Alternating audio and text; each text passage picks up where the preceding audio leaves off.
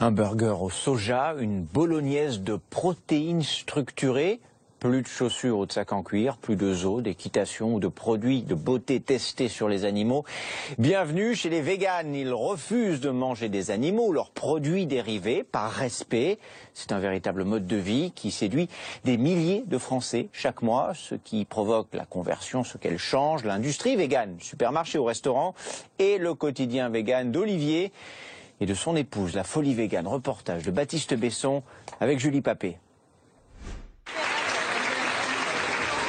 C'est le succès d'édition surprise de cette année. Antispéciste, un livre au titre obscur, qui s'est déjà vendu à plus de 45 000 exemplaires. L'auteur, c'est Aymeric Caron, un journaliste, et à chacune de ses dédicaces, les salles sont archi-combles. Je suis super content parce que les idées que porte ce livre, c'est pas n'importe quelles idées, et voir qu'il y a autant de monde qui sont derrière ces idées, qui ont envie qu'on discute de ça, qui ont envie de proposer un monde différent. Enfin, moi, ça me rend super optimiste, quoi. C'est surtout pour ça que je suis très heureux de voir tous ces gens qui sont là aujourd'hui. Et c'est vrai que depuis que le livre est sorti, je vois qu'il y a un mouvement dans la population de gens qui disent mais voilà, on peut nous proposer autre chose. Au fil des 500 pages du livre, l'auteur s'insurge contre le spécisme, un comportement qui place les intérêts des êtres humains avant ceux des autres espèces qui peuplent la Terre. Pour Aymeric Caron, les hommes et les animaux doivent être mis sur un strict pied d'égalité. Pour moi, c'était une évidence, dès qu'on conversait avec quelqu'un, que l'une des bases de notre discussion était de dire, bon alors, sachant que nous sommes des animaux, et puis là, on pouvait commencer à discuter. Et puis, non, en fait, je me suis rendu compte qu'encore aujourd'hui, le sachant que nous sommes des animaux, il n'est pas su par tout le monde. En tout cas, il n'est pas intégré. Au travers de son livre, Aymeric Caron se fait l'apôtre d'un nouveau mode de vie, qui est désormais le sien, le véganisme. Depuis plusieurs mois, l'auteur ne consomme plus aucun produit issu des animaux ou de leur exploitation. Le mouvement vegan incarne, je pense, une nouveauté politique, en tout cas une nouveauté idéologique. Ça dépasse largement la question de défendre les animaux, de juste être sûr qu'ils ne souffrent pas. C'est une autre manière d'envisager l'humanité, c'est-à-dire que c'est tout à coup, on se positionne en tant qu'humains qui veulent absolument se soucier des plus faibles, de ceux qui souffrent. Et c'est ça que les gens disent, mais respectez les animaux, respectez mieux les humains. C'est pas du tout quelque chose qui n'est pas à notre portée, c'est même tout le contraire. Pourquoi on ne le fait pas ? À la fin de la dédicace, tous les exemplaires du livre sont vendus. Preuve du succès de cette nouvelle tendance. Inconnu en France il y a quelques années, le véganisme fait chaque jour de nouveaux adeptes. Comme Olivier, venu dans ce magasin spécialisé à la recherche de produits introuvables ailleurs, comme cette pâte de soja. Le tofu rosso, donc grillé en petits dés dans de la salade ou ce genre de choses. Pour les véganes, comme pour les végétariens, pas question de manger de la viande. Mais eux vont plus loin et s'interdisent aussi le miel, les œufs et tous les produits laitiers. Comme avec ce faux fromage à base de graisse végétale et de fécule de pommes de terre, garanti sans lait. C'est un peu ça l'essence du véganisme, c'est qu'est-ce qu'on peut faire pour garantir nos besoins sans exploiter autrui, donc d'autres créatures sensibles. La plupart du temps, Olivier trouve les produits dont il a besoin dans la grande distribution.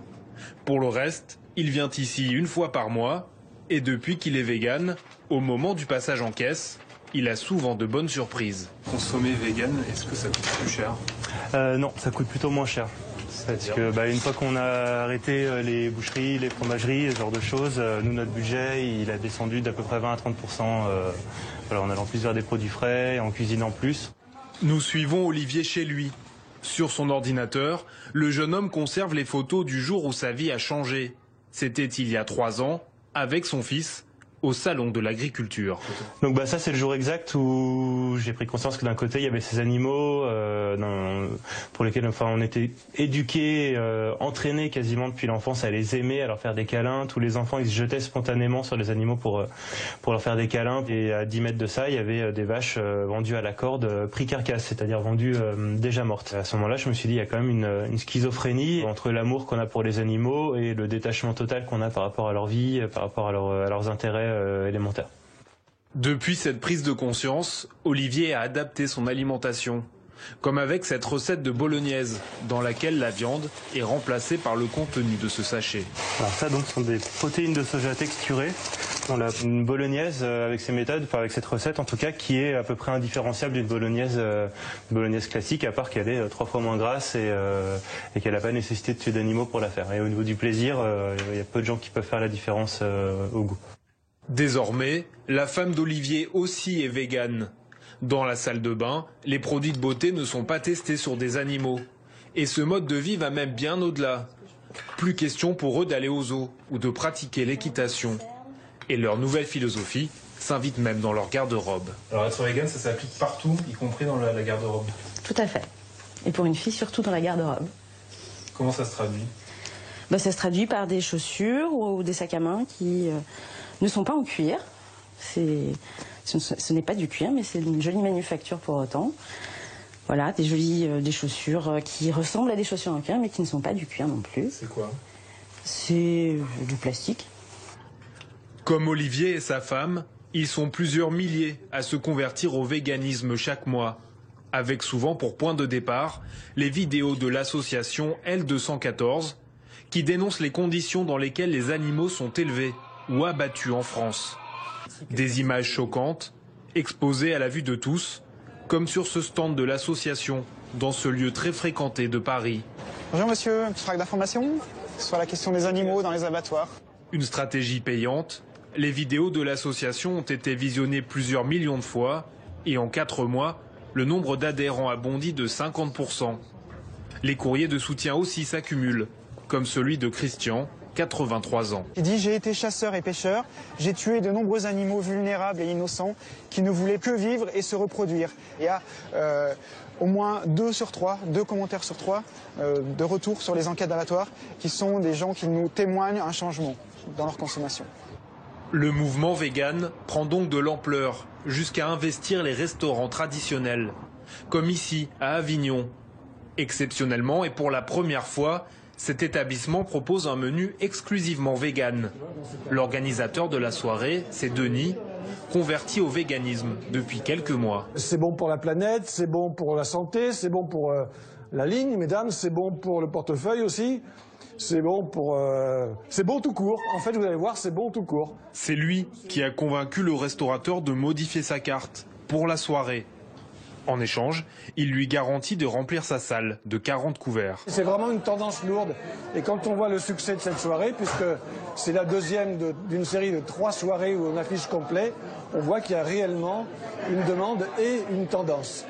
Ce soir-là, au menu pour 22 €, des nems de légumes et un burger vegan au steak de soja.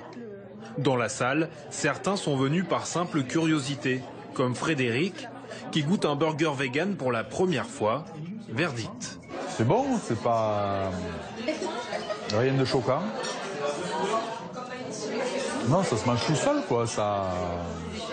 Est-ce que ça ressemble à un burger? Non, ça n'a pas vraiment... Ça n'a pas vraiment la physionomie de ce qu'on peut imaginer en termes de burger. Mais après, c'est nickel, quoi, au niveau goût. Les soirées véganes organisées dans ce restaurant ont attiré en tout 120 personnes. Et d'autres sont en préparation dans d'autres établissements. Après cette soirée, le restaurateur, lui, a décidé de laisser un menu vegan à sa carte de manière permanente.